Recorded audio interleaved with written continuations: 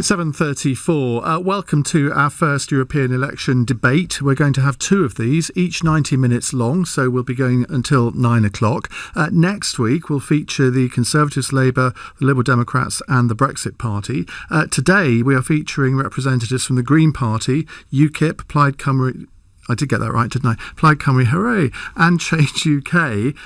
We did invite the SNP to take part in our studio debate, but they weren't able to provide anyone. So let's introduce you to who we've got in the studio with us. Amelia Womack is Deputy Leader of the Green Party. Warren Morgan is a Change UK MEP candidate, and you used to be Leader of Brighton Council, I believe. That's right. For Labour. Paul Oakley is General Secretary of Ukip and an MEP candidate. Paul, you joined us for the local election coverage, so it's good to see you again. And Liz Savile Roberts joins us, Plaid Cymru's Westminster leader and MP for Dwyfor Meirionnydd. Go on, do it properly. Very good the first time. Do it properly, go on. Dwyfor Meirionnydd. Yeah, I'm not going to say it again because I can't compete with that. Right, we will take your questions if you'd like to give us a call. 0345 6060 973 is the number to call if you've got a question for our panel. Let's start off with this question. What power do MEPs have over Brexit? Liz? Power do MEPs have over Brexit? Well, they have the position now of being in the public eye, and they have a role now which has been sadly lacking in politics in the United Kingdom, of rather than being reactive and seeing what various focus groups think, of going out there and being leaders. And in terms of Wales, but this could be true for many, many poverty-stricken areas of the UK, what we need to be leading on is what will make a difference to people's lives and not fantasy politics. Paul Oakley from Ukip, presumably you think these elections shouldn't even be happening? Absolutely. They're a complete pain. It's the old problem, though. We have 73 MEPs. I think there's about 750 members of the European Parliament. So even if the British delegation stood entirely together, we're outnumbered 10 to 1. This is only going to be a short period anyway. We're supposed to be out on the 31st of October. After the elections, there will be a bedding in period. All the different groups have to coalesce around each other. Nothing's going to happen until September anyway. So this is a complete waste of taxpayers' money. Although in the background, I do hope that the English Democrats' claim in the High Court, the Judicial Review, will come through and say that we did actually leave on the 29th of March. And when's that due?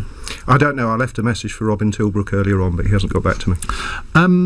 I should say, by the way, if you want to watch us here in the studio, you can do so on the LBC Facebook page, the YouTube page, on our Twitter feed at LBC, or via the LBC website at lbc.co.uk.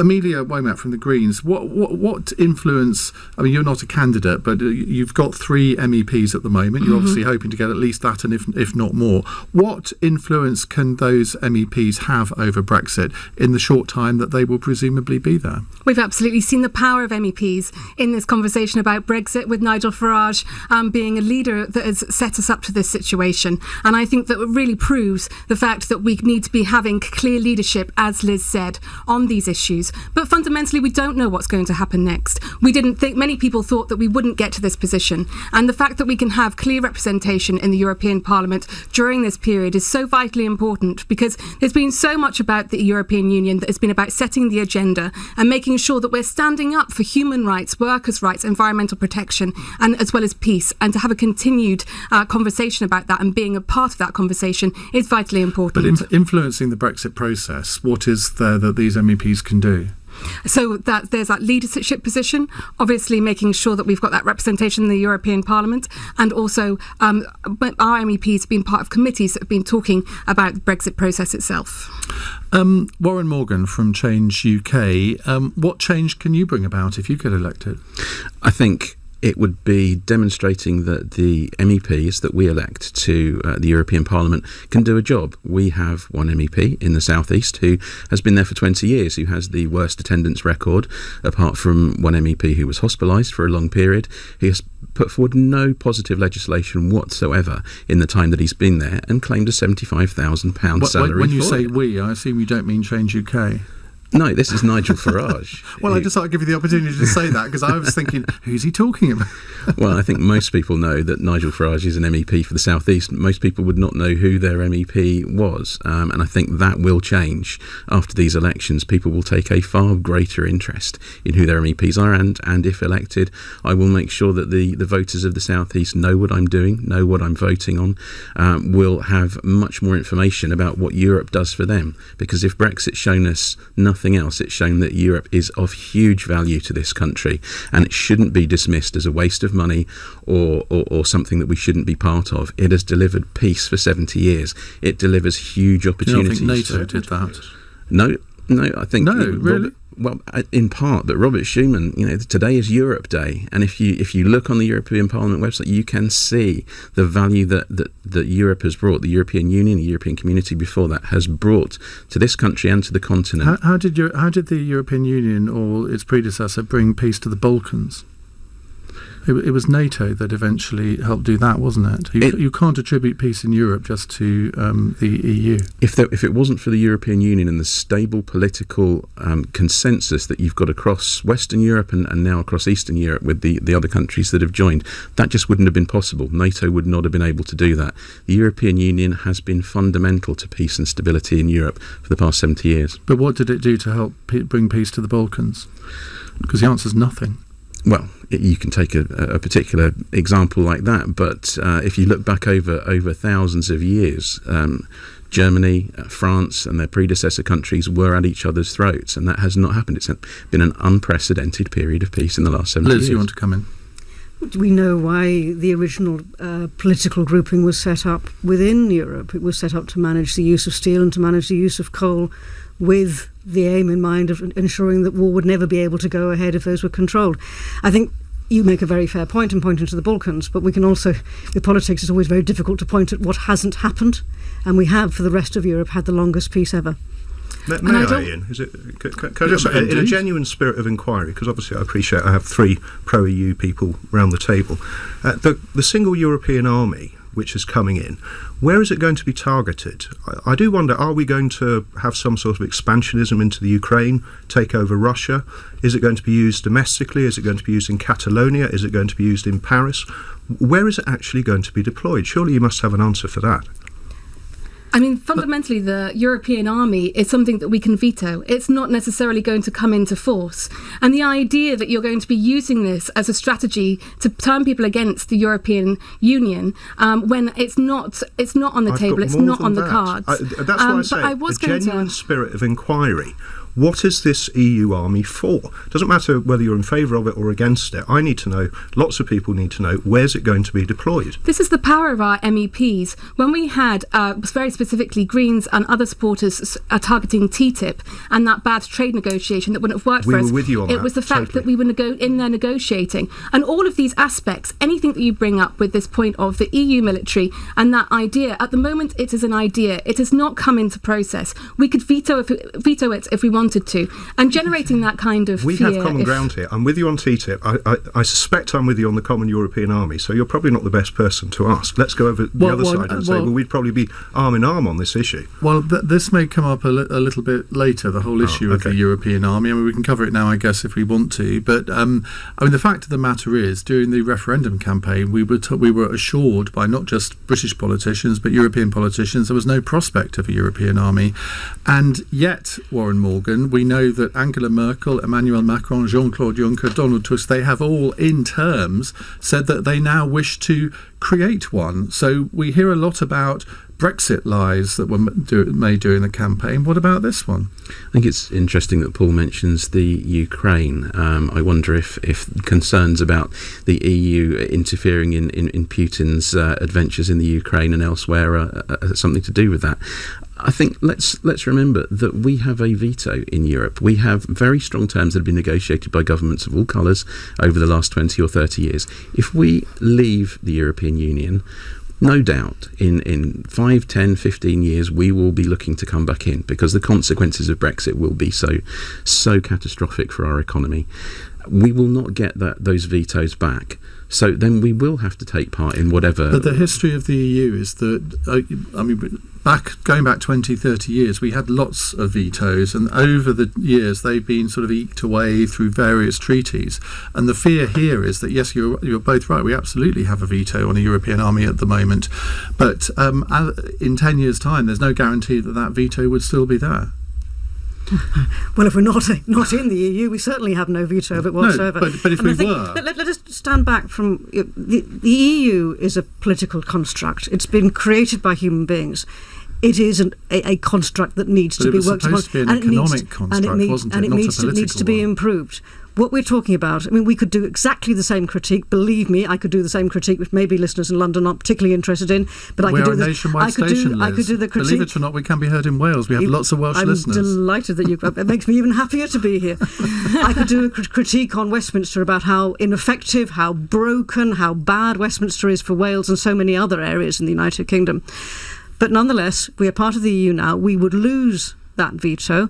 Exactly as you were saying, Warren, the advantages that we have in present, as things stand, that we don't hold the euro, we still have the sterling pound.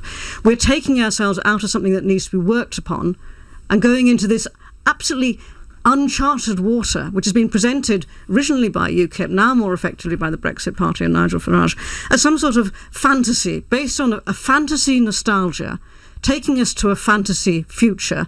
And in all honesty, the present doesn't matter. I would like to see the world better. The present for the people of Wales, for the people of London, for everybody else in the UK, the present being worked upon and made better. Paul? Well, we're not getting an answer, are we? Where is this EU army going to be deployed? This is worrying. We're talking about an army. An army has weapons. An army kills people. Why does the EU need an army, and where's it going to go? Yeah. I take it the answer is you simply don't know. Paul, do you know where the United Kingdom's army is going to be deployed in 10 years? Well, this is subject to the British Parliament and the British Cabinet.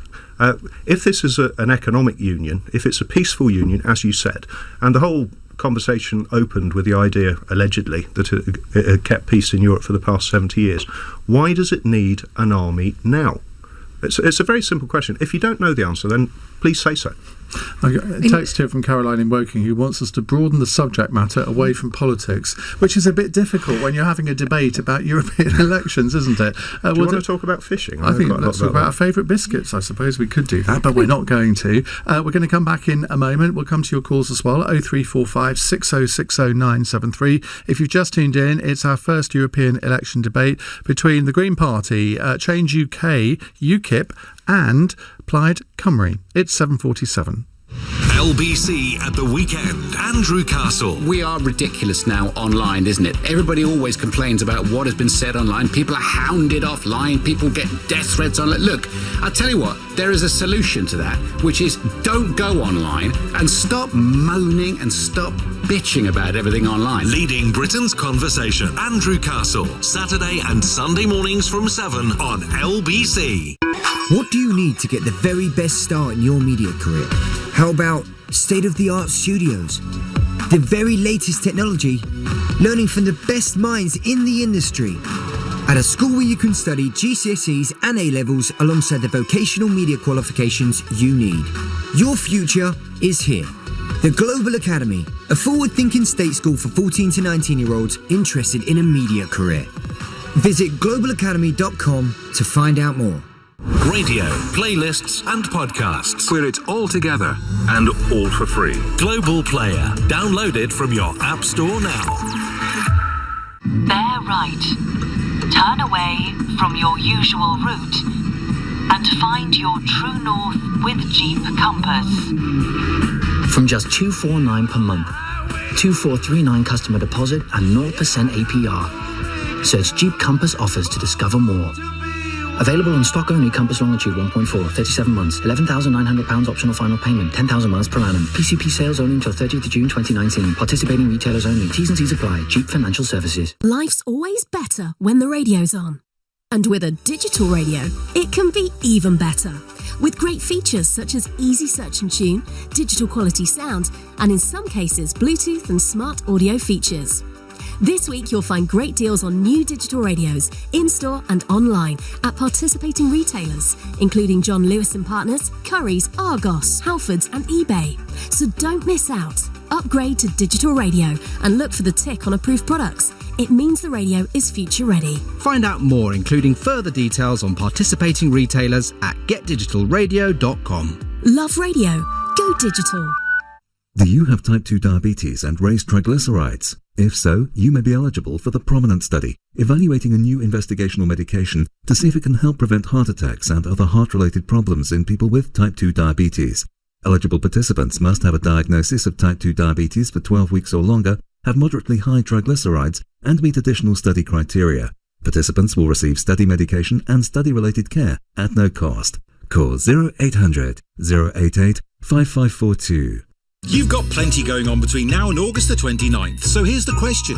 Do you have the time to make a PPI claim before then? If not, don't panic, because here at the Claims Guys, we do have the time and the experience to manage the claims process for you. So if you've got more important things to do than manage a PPI claim, just text ANSWER to 66777. Text ANSWER to 66777 now. The Claims Guys. Alternatively, you can complain free to your lender or the Financial Ombudsman. Iain Dale on LBC. Call 0345 6060 973. 10 to 8 here on LBC. Iain, where was the EU when we were in the Falklands? Nowhere. Well, that's because the EU didn't exist in 1982. It was the European Economic Community at that point. That's a slightly facetious answer, but I hear what you're saying. We are going to do something that we've done in a couple of debates before. We're going to have an Ask Me Anything round where each of our panellists ask questions to the others. We're going to start that after 8. But we'll come to your calls in a second. Let's just reintroduce my panel for you. Liz Savile Roberts is from Plaid, Cymru. Paul Oakley is from Ukip. Warren Morgan is from Change UK, and Amelia Womack is from the Green Party. Let's go to you, Warren. Do you respect the result of the referendum? I think there's a lot about the referendum that was very flawed indeed. We saw a lot of the dark ads on Facebook. We've seen a lot of complaints upheld by the Electoral Commission. I think no one really knew what they were voting for. Oh, please, come on. Well, people were voting for Brexit, but no one has been able to agree on what exactly Brexit was. No one was really aware of the fact of what they were voting for and the consequences of it. Now, perhaps that was the fault of the Remain in campaign, but in retrospect, and that's reflected in the polls, a majority of people in the UK now want to remain in the EU. You said that we didn't know what we were voting for. You've had Gavin Esler, one of your leading figures in Change UK, saying that TV News must stop giving airtime to the village idiots of Brexit. Do you really treat Brexit voters with that kind of contempt? No, he wasn't referring to Brexit voters. He was referring to people who sold Brexit like a dodgy second-hand car to the British people, people that were in Ukip, the people that are in the Brexit Party now, people like Boris Johnson. So you think Paul Oakley's a village idiot then? Well, you either do or you don't. I would say that was a fairly favourable description of his party, but. But you see the point I'm making, that there are a lot of insults going round here, particularly coming from your party. And as a party called Change UK was the independent group, surely it was supposed to be something fresh that wouldn't indulge in these kind of personal attacks. I don't think it was a personal attack. I think it's setting out the frustration and the anger that I think we saw presented by nearly 2 million people marching on the streets of London, myself included. 2 million? It wasn't 2 million at all. Nobody's ever suggested it was 2 million. It was well over 1 million. No, it wasn't. Nonsense. Whatever. We'll let people draw their own conclusions. I've seen video evidence, and I was there myself. You counted them by 100%.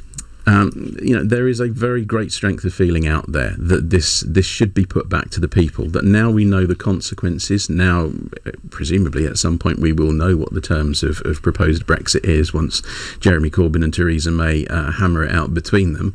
That should go back to the people. If the people still want to pursue this disastrous course of action, and that's the government's own assessment in any form of Brexit, this will harm our country, it will harm our economy, it will harm the future of our young people, it will harm the NHS, then, well, that would be a decision for the people. But 61% in an opinion poll in The Independent said they now oppose Brexit. The Fact Check website on the march says it's impossible to say with precision how many people attended the march. However, experts in crowd estimation put the number between 312,000 and 400,000. So we'll leave that there.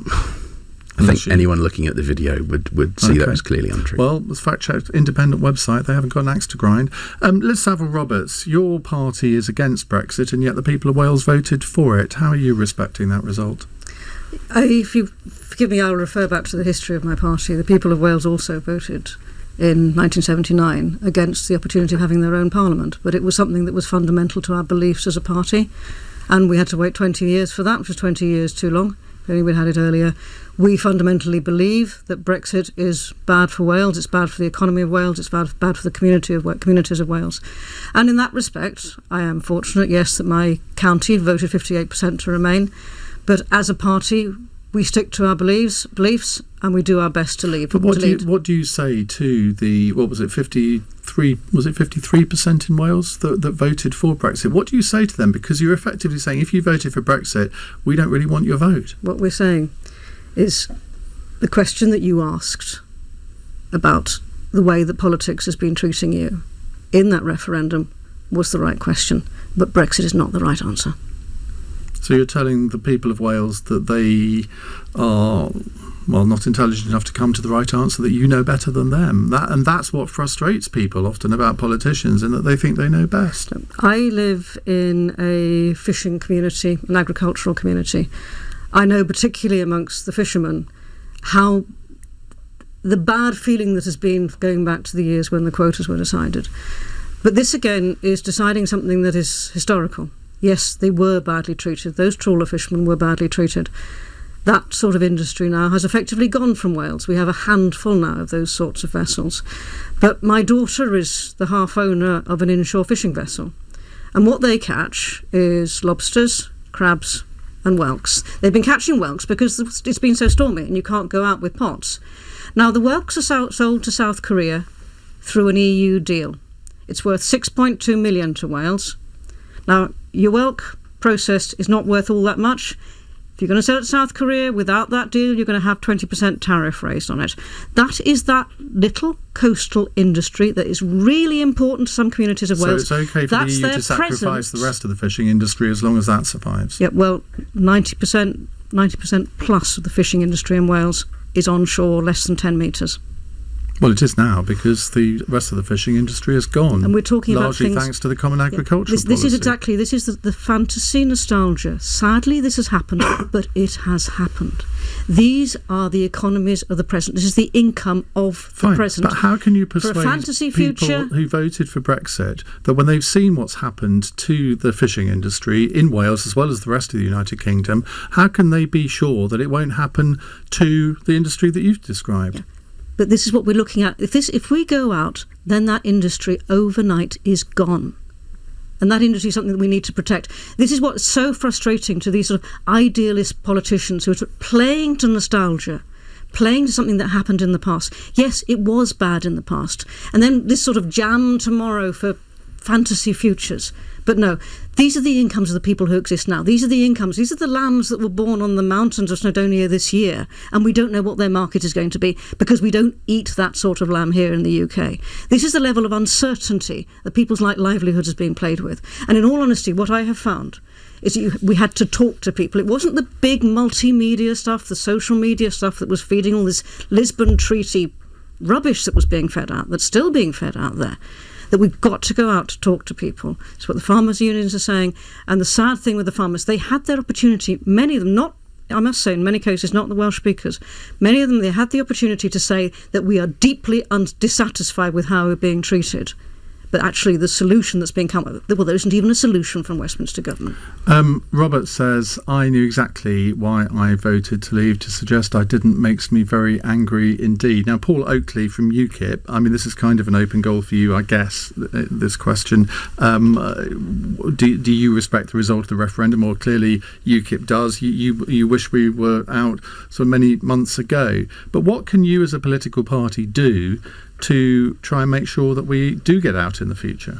Well, taking those 2 points in turn, firstly, I was surprised that we actually won the referendum, because if you look back at what happened in 1975, the government and the establishment were all pro-EU. There was an equal leaflet from the in and outsides, and then the government produced another leaflet for in on its own.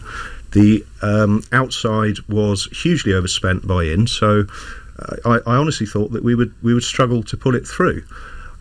What I could probably say about the referendum was that the public is a little bit more sophisticated insofar as they do not take what their politicians tell them at face value. But the thing that has really struck me, if I can go back on this, we had Project Fear. In 2016, there was going to be an immediate recession, unemployment would soar, house prices would crash, interest rates would go through the roof. None of that has actually happened. We haven't left. Well, we have no. Well, here's the thing. Here's the thing. No, stating the obvious. The argument was, as soon as we voted to leave, there would be an immediate recession, and that hasn't happened. And ever since, left? Sorry? What about all the nurses and the NHS staff that have left? What about the £1 trillion that's gone out of the city economy? Let me put it this way. This is absolutely bizarre. There is an argument which is being put forward by the Remainers, and it's never been put forward in political life before, which is to say, we demand certainty from those who are arguing that we must leave the European Union. Now, you don't ask that of governments. We demanded a plan. You don't ask that of governments at election time. We ask our government to manage our risk. You don't ask certainty. I actually have a question here. Where I'm from in South Wales, any single impact on the economy, it's in Newport we have a massive industry. It's an industrial town, and that gets affected if there's the smallest dip in the economy. On top of that, because we have so many government services, any hit that means that there's any cuts to government services, again, affects our city. That is people's everyday lives. Those are people who are affected by a failure of politics. And actually that failure of politics is linked to many of the reasons why people did vote just let to leave. Paul answer, because we need to go to the news. Yes. Where is the status? Let me ask you these questions. I asked at the beginning of the show, where is the EU army going to be deployed? Nobody knew. Let's ask another question. How many websites are going to go out of business as a consequence of the Article 13 directive? And when the new recession comes, because we're overdue a recession at the moment, governments across Europe have continued to drop us deeper and deeper into debt. When we have that recession and the bail-in provisions kick in, we've had the bailout provisions before, the bail-in provisions are going to allow governments to take money out of people's bank accounts. So I'm asking you lot with precision, how much money are people going to lose from their bank accounts come the next recession? No, because we have to, I did say we have to go to the news. We'll get answers to that in just a moment. You're listening to LBC. It's 8:01. On your radio, on Global Player, and Play LBC. Leading Britain's conversation. This is LBC. From Global's newsroom at 8 o'clock, a spokesman for the Prince of Wales says he deeply regrets being deceived by a bishop later jailed for sexual abuse. Peter Ball was given 32 months in prison in 2015 for attacks on teenage boys and young men. Reports describe Prince Charles as misguided for showing his support for the clergyman. Inquiry Secretary John O'Brien says His Royal Highness should have recognised the impact it would have. Given the future role of the Prince of Wales in the Church, it could be seen to influence the way that the church hierarchy dealt with the allegations against Peter Ball. A 34-year-old man accused of a series of rapes is being visited by a senior judge in Belmarsh prison after he refused to appear in court for a second day. In an unprecedented move, Chief Magistrate Emma Arbuthnot is conducting a hearing at the jail after Joseph McCann insisted he wouldn't leave his cell. LBC's Matthew Thompson reports. Yesterday, the Chief Magistrate authorised the use of force to ensure Joseph McCann appeared in court to face 12 charges, including 5 alleged rapes and 2 alleged kidnaps, but he failed to appear for the second time today, and so the court will take the unusual step of conducting a hearing at Belmarsh Prison. Some private tower blocks in England are to have unsafe cladding replaced, paid for by taxpayers. The government says around £200 million from existing budgets will go towards the work. It comes less than 2 years after the Grenfell Tower fire in West London. A man's been arrested 17 years after a shooting which left a man confined to a hospital bed unable to communicate until he died more than 10 years later. Detectives have been investigating the murder of Marvin Couzon for 13 years after he was shot in East London London in 2002. And David Beckham's been disqualified from driving for 6 months for using a mobile while driving his Bentley in London's West End. The former England football captain admitted the offence after being spotted by a member of the public in November 2018. The LBC Markets report the FTSE 100 has ended the day down 63 points at 72.07. The pound buys $1.30 and €1.16. LBC weather remaining cloudy for most of the UK tonight, with rain across Northern Ireland, South East England, the Midlands and Wales, a low of -1. Tomorrow, sunshine and scattered showers, particularly in the south and southwest, a high of 17 degrees. From Global's newsroom for LBC, I'm Amelia Cox. This is LBC from Global, leading Britain's conversation with Iain Dale.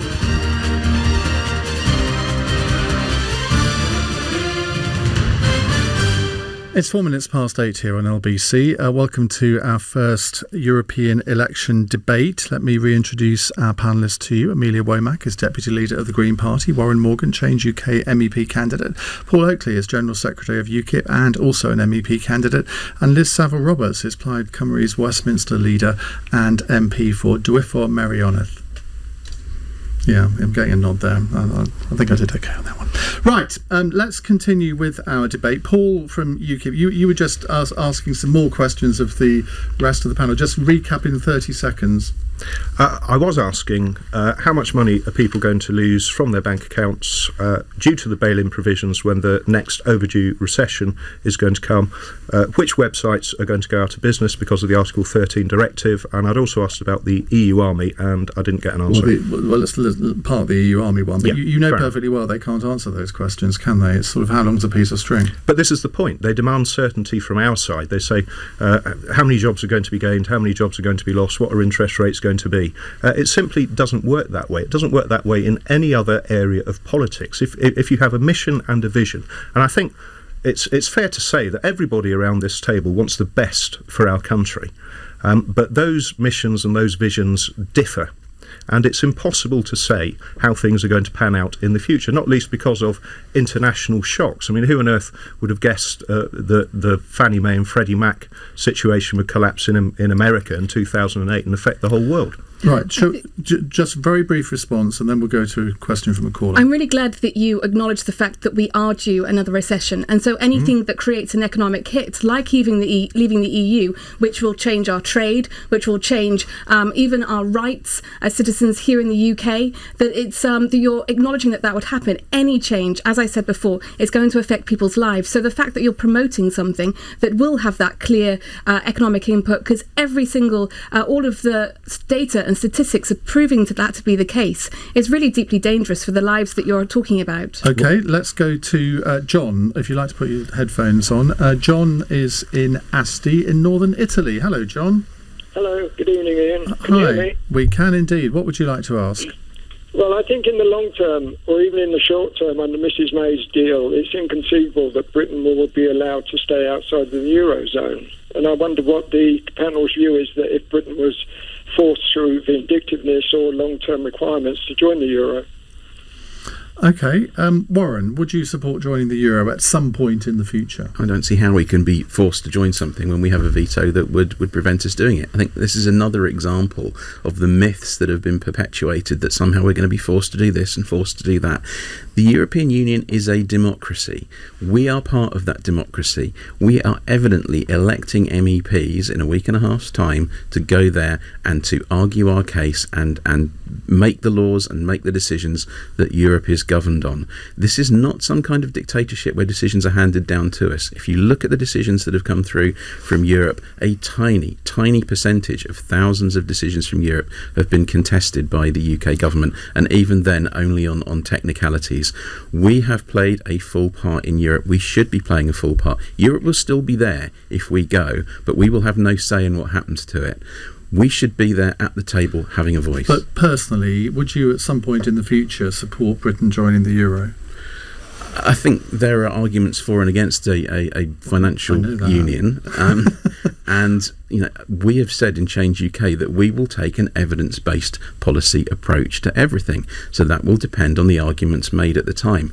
We are not highly ideological like Ukip and the Brexit Party and others, saying we absolutely oppose this because it's European, therefore it must be bad. But personally, I mean, I think we all individually have a view as to whether we think at some stage joining a single currency would be a good thing for the United Kingdom. What's your personal view on that? You're pushing for my personal view, which will then, of course, be what's wrong with that? Allocated to the whole of Change UK. You're standing for election. I think it's entirely proper that you're asked your views on these things. As I said, if no, I don't want to hear as you say. I want to hear your view.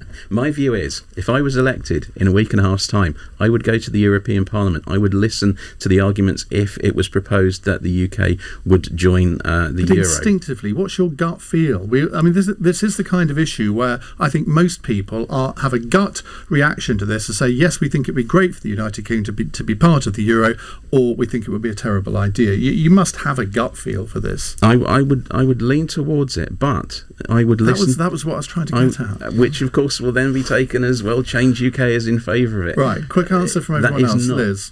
I think it's evident that UK has been better off out of the euro with the history of what's been happening with the euro over the last since 2008. But from Wales, we look to Ireland. And in Ireland, we've seen since 2008, again, that's a country that went down into recession and has come out of recession. It's only slightly bigger than Wales, and we would aspire to be doing as well as they are. But would you want to join the euro? As things stand, no. But in the future, that may well be different. And the comparison is interesting. All right, Amelia?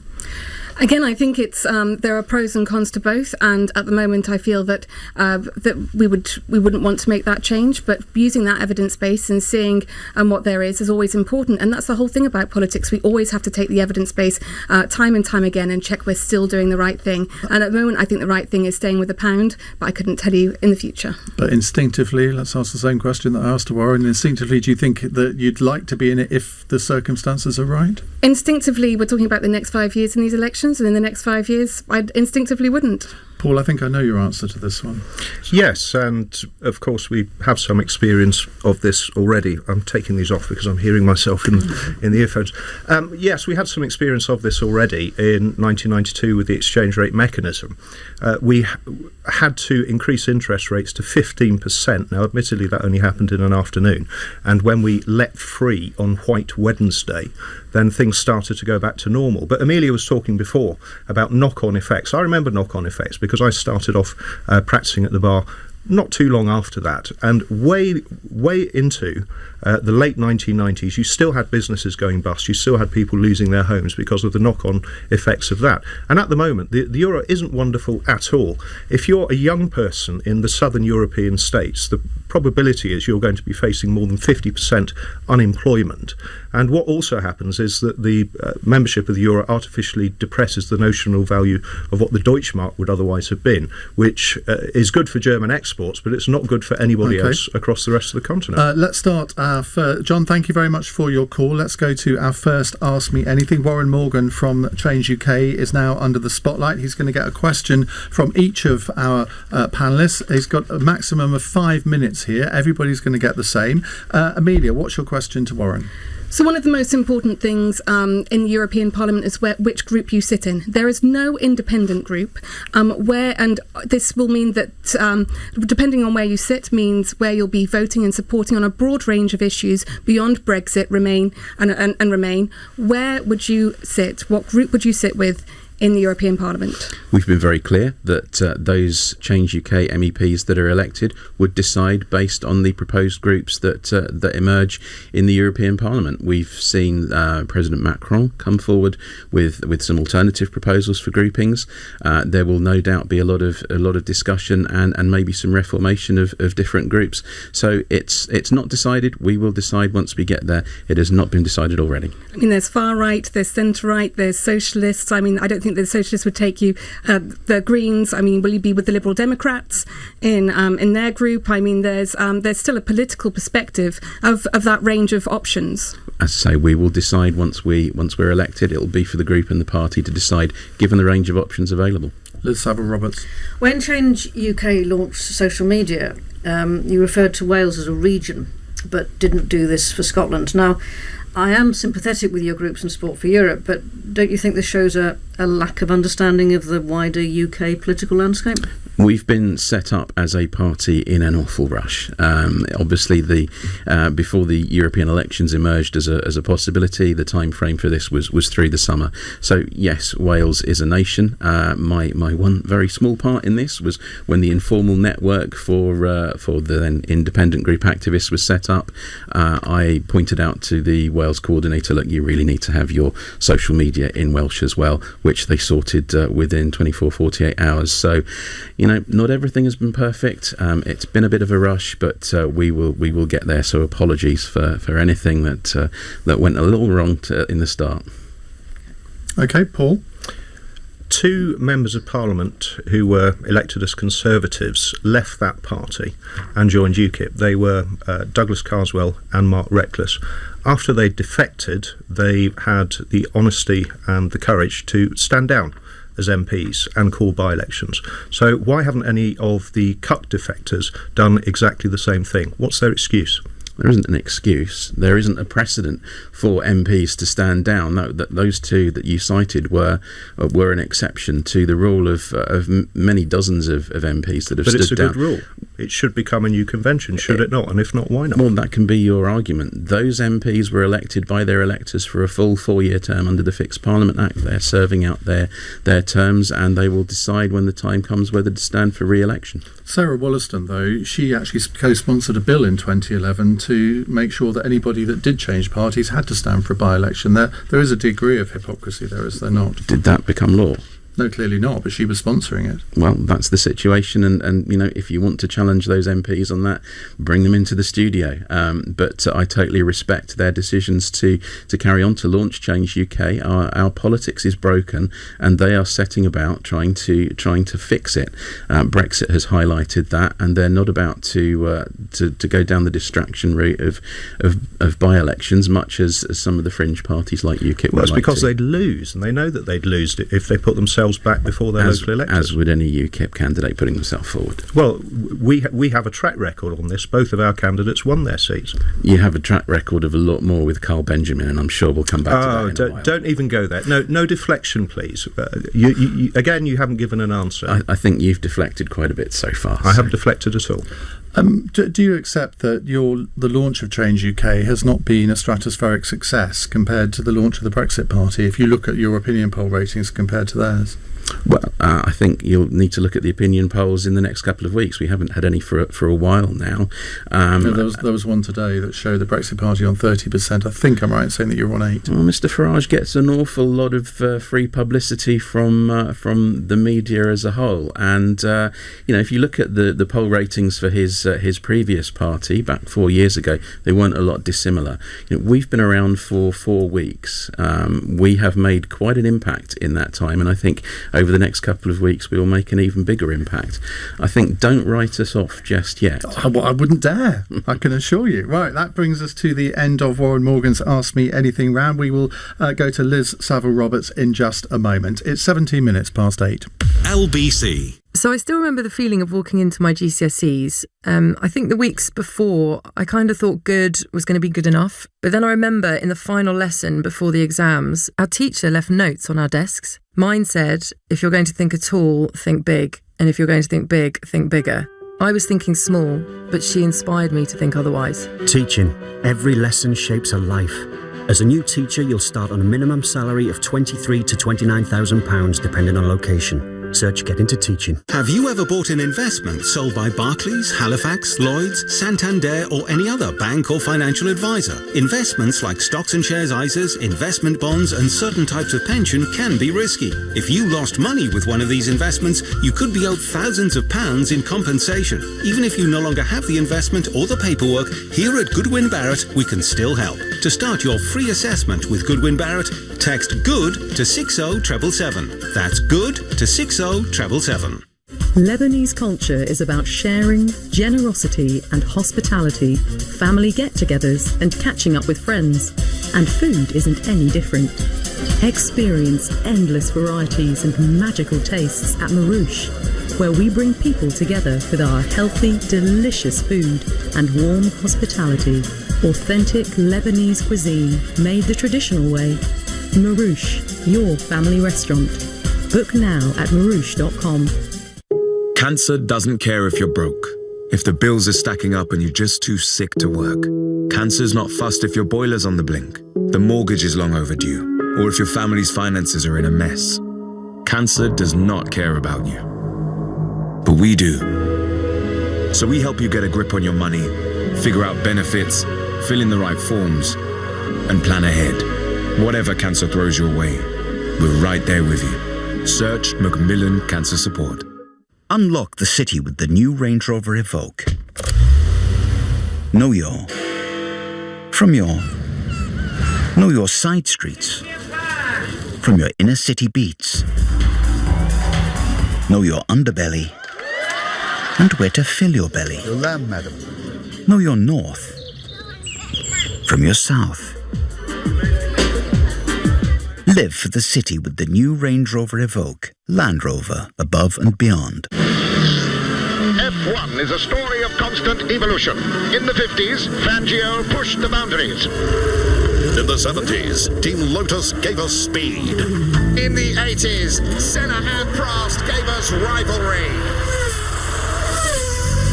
And in 2012, Sky Sports gave it a home. Now, here's to a new chapter. Sky Sports F1, the home of live and exclusive F1. This is LBC. What do you need to get the very best start in your media career? How about state-of-the-art TV and music studios, industry-beating radio studios, the very latest technology? LBC. It's 8:20 here on LBC. Don't forget you can watch us live on the LBC Facebook page, the LBC Twitter feed, YouTube channel and our website at lbc.co.uk. Someone says, "Hi Iain, am I the only one hearing Warren Morgan but seeing Jack D?" I think that's a compliment, isn't it? I'll take that. I would take that as a compliment. Anyway, right, let's go back to your calls, 0345 6060 973. Martin's in Southwark. Hi Martin. Hello, Iain. Lovely to speak to you again. And you. I just wanted to ask, experts, you often hear on the Remain side saying that the Leavers didn't want to listen to experts. So I want to ask your panel, Colonel Richard Kemp, who was a former head of the International Terrorism Team at the Cabinet Office, he said at the Times that it was absurd to suggest that the EU would put its own citizens or the UK at greater risk by reducing cooperation in the event of leaving Brexit, in the event of Brexit. What do they think? Oh, and interestingly, Andrew Parker, who is the head of MI5, in May 2018, he said he expects a comprehensive and enduring agreement that tackles obstacles and allows professionals, meaning professional security people, to get on with the job together. Okay. And that makes perfect sense to me. All right, let's put that to our panel. Brief answers if we can. Amelia Womack. I think the fact that we've got to the point where there's the reality on the table is the most important part here, because we know what people thought in 2016 and we don't know what people think in 2019. Lots of these things, like the issues that were just presented, were the case before we before we voted to leave, and things have changed since then. Even things like our environmental policy, they said wouldn't be reduced if we left the European Union. However, we've seen since then that Theresa May, that Parliament will be cutting back some of that environmental policy and protection that is so vital at the moment. Like what? And we won't be able to work internationally on our shared problems. Like we're seeing change, but we won't have the same support on things like glycophosphates and polluting chemicals. Even things like the ambitions of our climate targets in the European Union aren't the same as we'd have here in the UK. And at the moment, when we've got a climate crisis, as far as I know, the government hasn't announced anything on that. While it was going through Parliament, lots of these issues were stripped back, and it was the clear aspect of what Theresa May and the Conservative government thought about environmental policy and social policy became clear during that period of negotiation. Paul Oakley. I actually agree with you again in part. This is a deeply worrying development for both of you. It's normally just proportional representation. Yes, we agree on that. I'm taking these things off again. Yes, we agree on that. Chemicals in the environment, neonicotinoids. Oh, blimey, what's that stuff that Monsanto used? Glyphosate. Yeah. We do need controls over things like this, but of course we can decide this in our own parliaments. I don't think that the normal woman or man in the street is particularly a fan of the multinationals who are pushing security cooperation. Security cooperation. Well, security cooperation, we can have that already. I mean, one of the main threats that we're going to be facing in the near future is not armies ranged against armies. I don't think that's going to happen, unless, of course, the EU starts annoying Russia. Who knows? But it's going to be internal, and we've had security cooperation before with our European friends, and I do call them friends because certainly after we leave we're not going to be sticking two fingers up at them. And again, I think the normal woman and the man in the street across Europe is going to want to keep up good cooperation with Britain, even though we've departed. Warren? I think the first duty of any politician, any government, whatever the political colour, wherever they come from, their first duty is the security and well-being of the people they represent, of the country that they lead. And I think, as has been pointed out, that security is not any longer in the conventional sense of military security, but it's an environmental security, it's in online security, it's in a whole range of things. And there is no way, as great as Britain is, that it can meet all those challenges on its own. The European Union is the best vehicle for pursuing those kind of security aims, and I think is an immense risk for us to leave the European Union and all the networks that we're in and put those things at risk. Liz? Just very surprised at Paul peddling the line that EU is a threat to Russia. I think most people involved with security and the political integrity of the United Kingdom would be more concerned about the impact of Russia on the United Kingdom and how it's interfering with social media. But when I talk to senior officers in my police force, North Wales Police, which of course has Holyhead within their region, they are deeply concerned about any reduction in cooperation and communications, and they see that happening. Right, time for another Ask Me Anything. This time it is the turn of Liz Savile Roberts. Warren Morgan, would you like to ask the first question? Difficult one, but thinking as I often do about taking a holiday in the beautiful Pembrokeshire coast, what would be the impact of Brexit on the Welsh tourist economy? Welsh tourist economy. Well, Wales, particularly the region where I live, which is in northwest Wales, but quite similar to Pembrokeshire, is very dependent on tourism. To the degree that though those jobs and that economy is very valuable, it also tends to be very poorly paid. Now, what is significant to Wales with Brexit, of course, rather than tourism, is the impact that it will have on our manufacturing and our food-producing sector. And in both instances there is real concern. I mean, I mentioned the fact that we have sheep, their lambs born quite late on the mountains, actually, at this time of year. They're born late April, May. And the sort of lambs that you can actually breed and who will survive in those environments are not sold. We don't eat them in the United Kingdom. They are sold. They're not the right size. We like our large leg of lamb. We like our large shoulder. These lambs are sold because they're smaller bodied.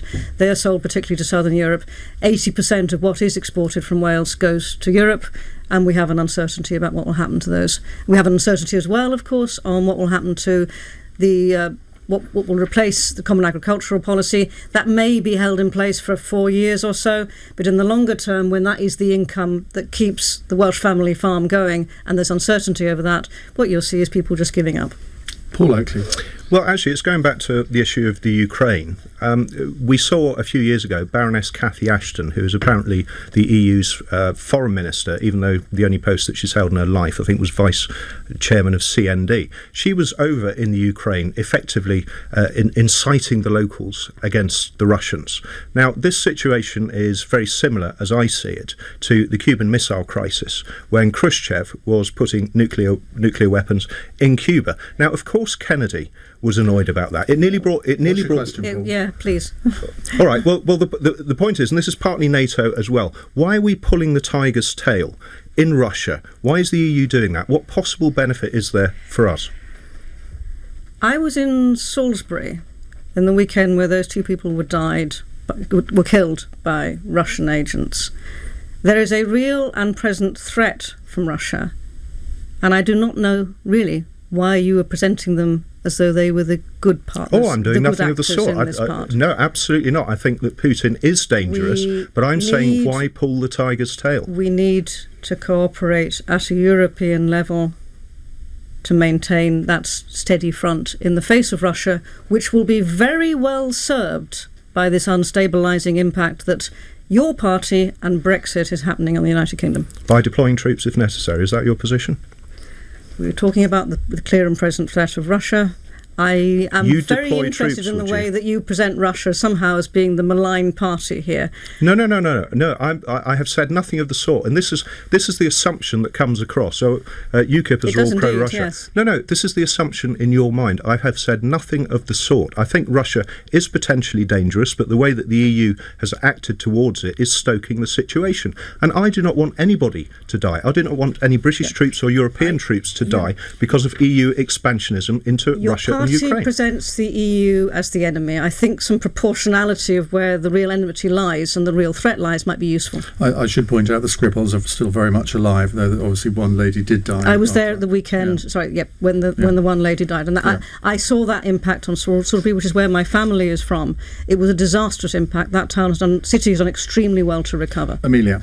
Being Welsh myself, I've always been proud that there's always a Welsh welcome in the hillside, and I was just wondering what Plaid would be doing to support freedom of movement within the European Union. Plaid is very in favour of freedom of movement. We also want a particular immigration policy that reflects the economic needs for Wales. We have a particular need in relation to the NHS, but we also have needs in relation to food production.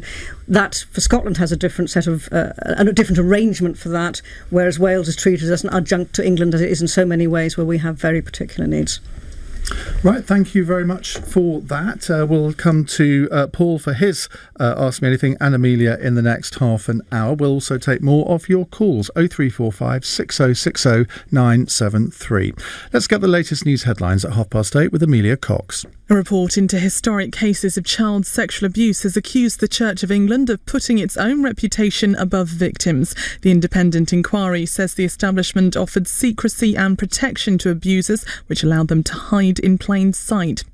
A 16-year-old boy has been arrested on suspicion of murdering a 15-year-old in East London. The teenager was stabbed to death in Hackney last Wednesday evening. Liverpool and Tottenham fans face paying more than £1,300 to travel to see their teams in the Champions League final next month. Airlines have been criticised for putting up prices to Madrid. It's the first time two English clubs have got to the final in 11 years. LBC weather remaining cloudy for most of the UK tonight, with rain across Northern Ireland, South East England, the Midlands and Wales. A low of -1 degree. This is LBC. What do you need to get the very best start in your media career? How about state-of-the-art TV and music studios, industry-beating radio studios, the very latest technology, the opportunity to learn from the best minds in the industry? At a school where you can study GCSEs and A-levels alongside the vocational media qualifications you need. Your future is here. The Global Academy, a forward-thinking state school for 14 to 19-year-olds interested in a media career. Visit globalacademy.com to find out more. Radio, playlists and podcasts. Where it's all together and all for free. Global Player. Download it from your App Store now. F1 is a story of constant evolution. In the 50s, Fangio pushed the boundaries. In the 70s, Team Lotus gave us speed. In the 80s, Senna and Prost gave us rivalry. And in 2012, Sky Sports gave it a home. Now, here's to a new chapter. Sky Sports F1, the home of live and exclusive F1. 1 in 4 children believe potatoes grow on trees. 1 in 5 children believe fish fingers are made from chicken. And 1 in 8 adults believe the moon landings didn't happen. People believe all sorts of strange things. Some people believe that insurance companies try to avoid paying claims. But last year, Zurich paid 99% of insurance claims made by their UK customers. Zurich, an insurance company you can believe in. To find out more, visit zurich.co.uk/99. If you're a frequent traveller in premium, business and first class? Is your travel agent charging you too much? Switching to Bright Sun Travel's 24/7 tailor-made travel services means you could pay less on flights and hotels and enjoy free benefits like early and late checkout, room upgrades and hotel credits. Conditions apply.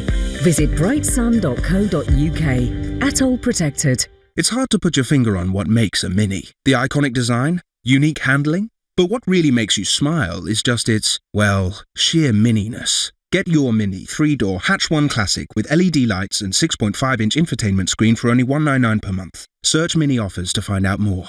Who's in? Mini UK is a credit broker. £2,000 initial rental. 48-month hire agreement from Mini Financial Services. Subject to status and availability. For new vehicles ordered by 30th June 2019 and registered by 30th September 2019 UK only. Guarantees may be required. Mileage and other conditions apply when you return the vehicle. T's and C's apply. Leading Britain's conversation. Iain Dale. Tweet at LBC. 8:34. Let me reintroduce my panel to you. Liz Savile Roberts is Plaid Cymru's Westminster leader. Paul Oakley is General Secretary of Ukip and an MEP candidate. Warren Morgan is a Change UK MEP candidate, and Amelia Womack is Deputy Leader of the Green Party. Let's take another call. Keith is in Rickmansworth. Hello, Keith. Iain, you've got a real job there. Some of your panel there are such devout EU pro-EU people. The European Corporate Union is not a democracy. Some minutes ago, one of your panel said that it was.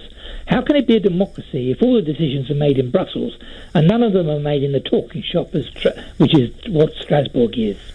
What? So effectively, it's the Commission that comes up with the... Absolutely. Yeah. And what decision? Who will make the decision about a European army? Will they ask? Will they have a referendum in every one of the European capitals? I doubt it. And for the uninitiated, I should explain that you come at this not from a right of centre Brexit point of view, but you are what I described one of my panel when I said that you were coming on as a bit of an old lefty. Well, I'm a Labour Party member, and I'm against the EU. I voted Leave proudly. Warren Morgan, until February, you were a leading member of the Labour Party. You were leader of Brighton Council. I think that qualifies you. What do you say to Keith? Well, Brexit was obviously one of the sort of 3 or 4 main reasons why I left the Labour Party, joined Change UK, or expressed my support for the independent group the week that they launched. Obviously, you've got Lexiters, Labour people who support Brexit at the very top of the party, and Jeremy Corbyn, Barry Gardiner, and some of the others. They're negotiating with Theresa May's government, and obviously that is contrary to the view of, I think, 80% of Labour Party supporters.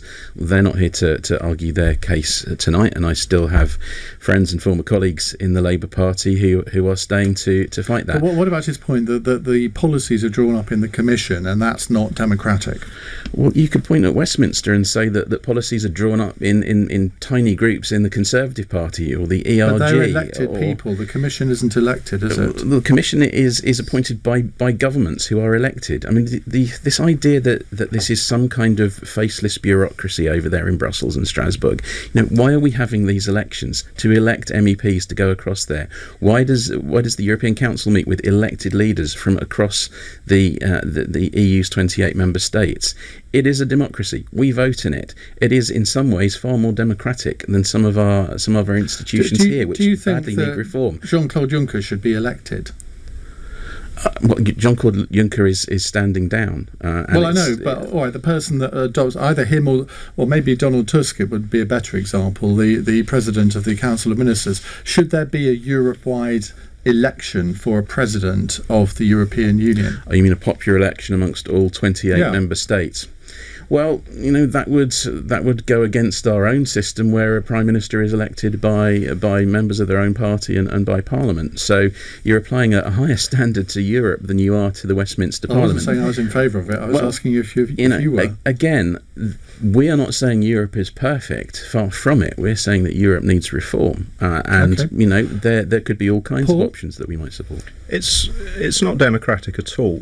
One of the real problems is the explosion of of legislation in the United Kingdom, and a lot of that is based on statutory instruments, and those statutory instruments are implementing EU regulations and directives. They don't even receive scrutiny on the floor or in committee of the House of Commons, and it's never ending. It's very hard to keep up to speed with everything that's going on, quite frankly. It is not democratic at all. They're scrutinised in Europe by committees. It's not scrutinised in our MPs. country. Amelia? So I think what's important is that, as has been said, we can reform Europe, and I want to remain in Europe, but also to reform Europe. But you have to be in it to reform it. And I think that David Cameron didn't have much luck, did he? Exactly. I mean, in the Greens, we've been the things that we've been doing of actually championing things like on tax evasion and making sure that we're challenging companies like Google and IKEA when they've had issues around tax, bringing money back to the public purse. There are issues and challenges that we're able to put into the European Parliament that makes people's lives here better. Because let's not forget, when people avoid tax, it's our public purse that gets hurt. And the fact that it's been our MEPs working on an international basis, because there are many problems where working on an international basis is the best way to sort them, and avoid this avoiding tax havens and the way that people are money laundering can only be sorted on an international basis, as well as issues like climate change and workers' rights. Liz, very briefly. You could say I'm only in the UK Parliament for the sake of reforming it for the sake of Wales, but we're talking about democracy here. Here we've got 40 MPs from Wales. Going back now, all the MPs from Wales, great event that formed Plaid Cymru in 1965, the drowning of the Capel Celyn village for Lake Tryweryn on behalf of the Liverpool Corporation for Water.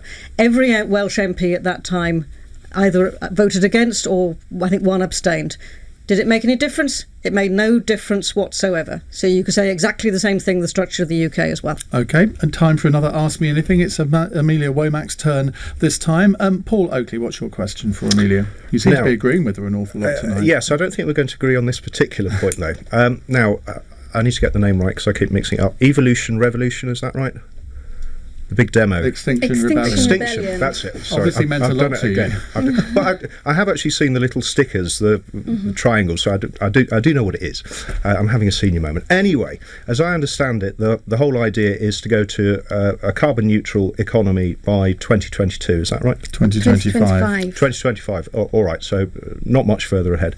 How much do you think the economy will actually shrink as a consequence of implementing that policy? I mean, the idea that would shrink the economy when we've been seeing the fact that ideas like a Green New Deal can actually boost communities where we actually have a clear strategy about how we're going to achieve that. By having jobs by making sure that we're committing to increasing our public transport, making sure that we are investing in renewables, home insulation. I mean, the Friends of the Earth gave 134 ideas of how we can achieve this. And it all brings in jobs that are well-paid jobs, skilled jobs, that can actually boost the economy. The reason it's called a Green New Deal is because of Roosevelt's New Deal, which brought America out of recession.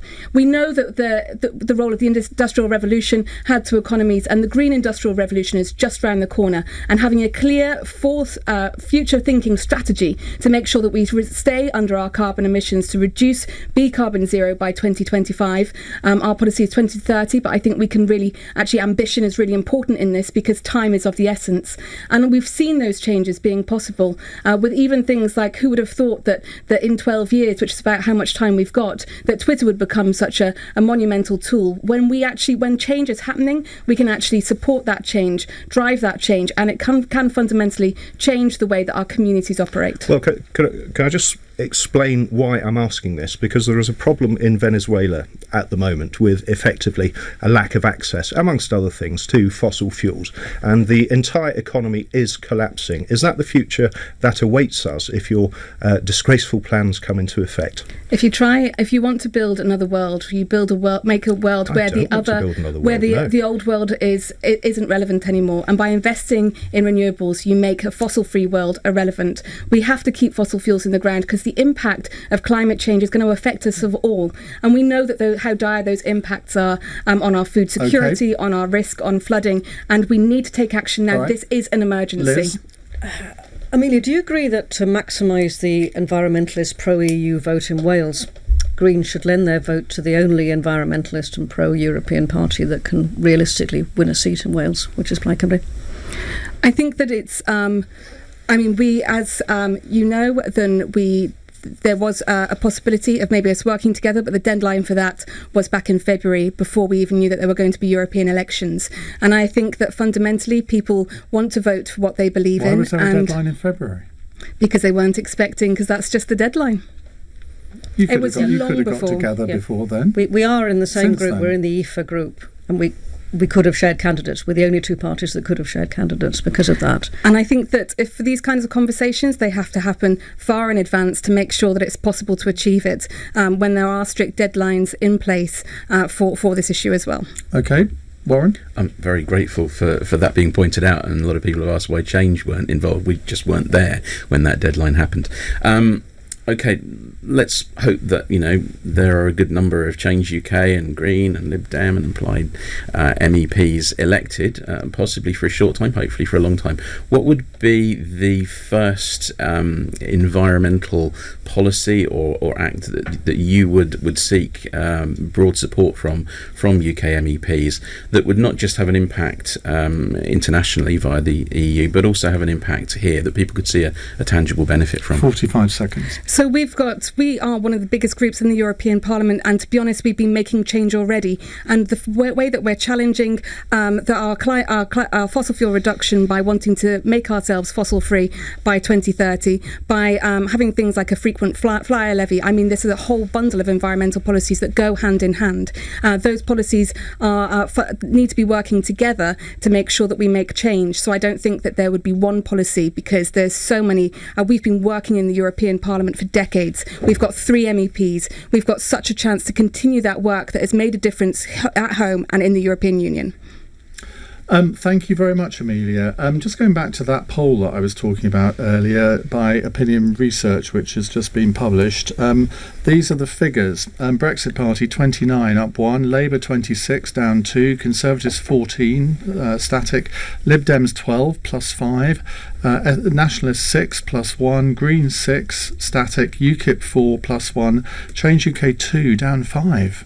Is that for Westminster voting or for European elections? European Parliament voting intentions. I mean, that's quite a substantial drop. Doesn't really tie in with what we're picking up. So, you'll have to see. Our election mailing hasn't gone out yet. We've got a parliamentary broadcast coming up next week. People are still receptive, and I've been getting a very positive reaction. I've been travelling across the southeast to places like Oxford, where we met with the Oxford University group. Is Oxford really in the southeast? It is. It's a huge region. 8 counties, 6.5 million voters. There's a lot of travelling involved. I don't envy you over the course of that, and I'm sure you'll be going by electric car to make sure that Amelia approves of it. Right, we will come to our next Ask Me Anything with Paul Oakley in just a moment, and we'll take some more of your calls. It's 8:46.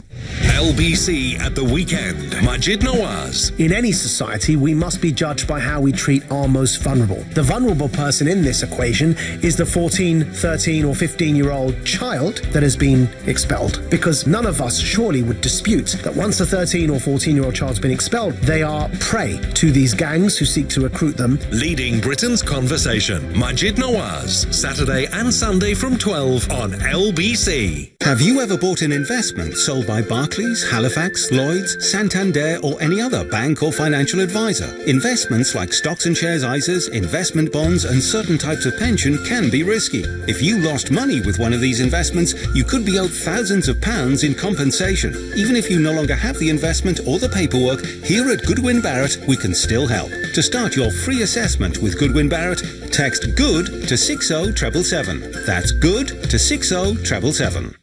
The real reason Sleeping Beauty fell asleep was because it was taking so long for the palace to sell, and the handsome prince needed the proceeds to buy their new home with no time to dwell.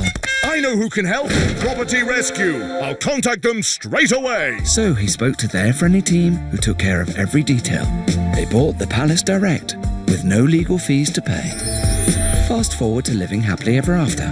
Visit propertyrescue.co.uk. Property Rescue. Fast forward to solve. At Thomas Cook, we know a thing or two about holidays. In fact, we've been perfecting them since 1841. That holiday feeling has always started with us. So, why trust anyone else?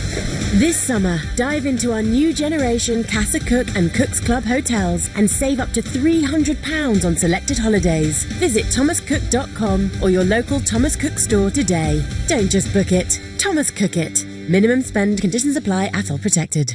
For specialist advice on smart technology to help cut heating bills, visit swellheating.com. Rely on us to keep you warm. It's hard to put your finger on what makes a Mini. The iconic design? Unique handling? But what really makes you smile is just its, well, sheer mininess. Get your Mini 3-door Hatch 1 Classic with LED lights and 6.5-inch infotainment screen for only $199 per month. Search Mini offers to find out more. Who's in? Mini UK is a credit broker. £2,000 initial rental. 48-month hire agreement from Mini Financial Services. Subject to status and availability. For new vehicles ordered by 30th June 2019 and registered by 30th September 2019 UK only. Guarantees may be required. Mileage and other conditions apply when you return the vehicle. T's and C's apply. 1 in 2 people believe they should check their work email on holiday. 1 in 3 believe it's okay to eat a colleague's lunch. And 1 in 14 believe it's okay to steal loo roll from work.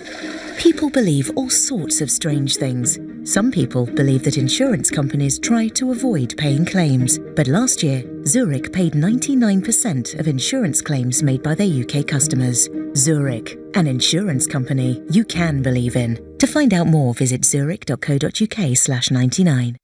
This is LBC with Iain Dale. Call 0345 6060 973.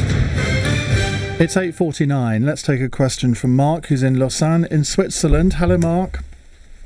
Hello there, Ian. Hello, panel. Hi, what would you like thanks to for ask? taking my call. Yeah, I'd just like to get the panel's opinion on the fact that currently there are 5 candidate countries to join the EU within the next decade, including Albania, Macedonia, Montenegro and Serbia. And those countries have got an average GDP of approximately 3 times lower than the existing members. Very low unemployment rates, very low high unemployment rate, should I say, very low wages. And obviously they'll be ready, as I would if I lived there, to take advantage of free movement of labour immediately. And I'd just like to know what the panel thinks that will do both to the EU economy and to the sentiment of the British people that led to the Brexit vote in the first place. Do they think that's going to make it any better? Liz? I think that the free movement of labour is one of the great 4 freedoms of the EU. And I think the other thing that's compared with Wales, and forgive me because it's all relevant to other areas of the UK, the other thing that we have in taking in these countries which suffer considerably more from poverty than certain other countries within the EU is that there is within the EU a policy, a principle of addressing inequality. And that in part, of course, is one of the factors that has kept peace and relative economic stability. Amelia? I think I support that answer, and I also think that when we tackle inequality, we need to be doing that on an international basis. And issues around austerity that we have here in the UK, places like Wales have actually taken advantage of some of those, some of that funding that rebalances our position around Europe. And I think what's really important is for all of us at the moment is celebrating that freedom of movement, because we have to admit that hatred has bubbled up in our society, and this is people's lives that are at stake here. That hatred needs to be addressed by every single one of us. And actually, I'd like people like Paul and Ukip to actually take responsibility for the fact that they've caused that in the UK, and we've become such a divided society where hatred has so often become the norm. Paul? Well, as far as I can see, the hatred is actually coming from the Remain side ever since the referendum. And Ian, you touched on this before, the insults which are thrown left, right and centre. We are not supporting hatred in any way. And our policy, because of course you've all got your ideas of what UKIP stand for, we're not going to get rid of anybody after we leave. Anybody who has come here legally is going to be perfectly entitled to stay should they wish to do so. Now, one of the great problems with the European project is precisely this. Young people and qualified people have come from the poorer countries. They've gone to the richer countries in Europe, leaving, for example, we were hearing this week in both Romania and Bulgaria, a huge shortage of health workers. Young people in places like Greece, Spain and Portugal. That's the funding that we're talking about, is to address some of these inequalities. It's going to get worse, because they will have to join the euro. The EU acknowledges they will have to join the euro as well. The euro is fundamentally flawed. This has been one of the main problems for the southern European countries. In particular, poor Greece. Go to Greece and see the devastation that membership of the European Union and the euro has left And they still on that want country. to be in the European Union because they see it as the best way to get out of that scenario. I'm not so sure about that, because it's an abusive relationship. polls it do really show is. that. Do they? No. One of the recent polls, I haven't seen these. Well, the polls show there's a majority of support for staying in the European Union and indeed the euro, which you might find bizarre, but that's what I find that very bizarre, actually. Warren. I think we're going back to the original question from the caller. We're back to where we were in 2016 when, of course, all those posters were up saying that Turkey was going to join the European Union within months and the entire population of Turkey was going to turn up in Stevenage the next day. It is absolute nonsense. I think we've got to look at, those countries that acceded to the European Union 10 years ago or more, and the opportunities for British business to go and invest in those emerging markets. That seems to be never mentioned by those that want to pull us out and want to restrict the opportunities for business to go and invest and for people from the UK to go and work in those emerging economies. OK, Warren, thank you very much. It's time for Paul Oakley from Ukip to have his Ask Me Anything round. Warren, would you like to ask the first question? Yeah. What would you say to Jess Phillips if she walked into the room about Carl Benjamin's comments against her? I am not going to answer any questions on Carl Benjamin because, as I understand it, this is under police inquiry at the moment. But Well, what I will he hasn't say, been charged with anything, so no, he hasn't been perfectly charged free with to do anything. so. No, I'm not going to talk about it at all. What I will say is this: if Carl Benjamin and Jess Phillips fell into the Reichenbach Falls tonight, pummeling each other, I wouldn't shed a tear. This is a distraction, and I'm not going to go down that road. It goes to the fundamental question of respect for women. Oh, really? Well, look, I know this is going to happen, so what I'm doing is I'm bringing a little piece of paper about what other parties who get all sanctimonious say. Change UK. Angela Smith has referred to BME people as having a funny tinge. Joseph Rousseau, your former candidate for Scotland, wrote that, quote, black women scare me, and he was once, quote, chased through Amsterdam by a crazy black whore.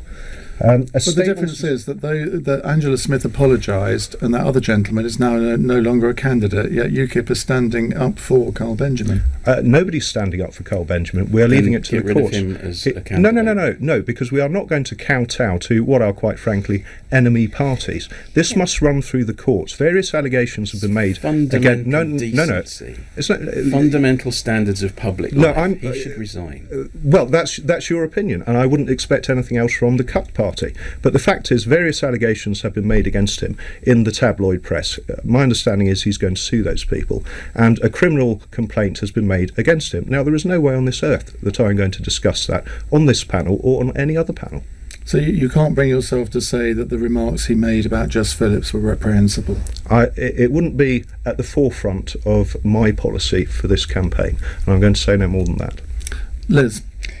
A year ago, Paul, you compared your party to the Black Death. I did indeed. Saying it comes along, it causes disruption, then it goes dormant, and that's exactly what we're going to do. Mm-hmm. Now, you have a leader who consorts with racists, your vote has collapsed, your single issue has been hijacked. Isn't it time really for UK to accept with dignity that it's not a matter of being dormant, it's actually a matter of dead? Well, so the mainstream media and the old parties keep telling us, but we are not dead. We are categorically not dead. And again, we have the old racist trope. You're probably talking about Tommy Robinson. Tommy Robinson is a personal advisor to Gerard Batten. I and the majority of the NEC were against him being allowed to join the party. But this is what all the old parties do. They focus on one or other wrong-uns as they see it and then just bash UKIP over the head with it. But we haven't left the European Union yet, and our time certainly isn't past, and I fully stand by that Black Death comment. And you're at 4% in this most recent poll that we heard about? Well, of course that poll was taken before my magnificent performance on this evening's show. But look, one thing I would say, and I suspect everybody around this table is going to agree with me, we don't know what the turnout is going to be on the 23rd of May. It's always been historically low in EU elections.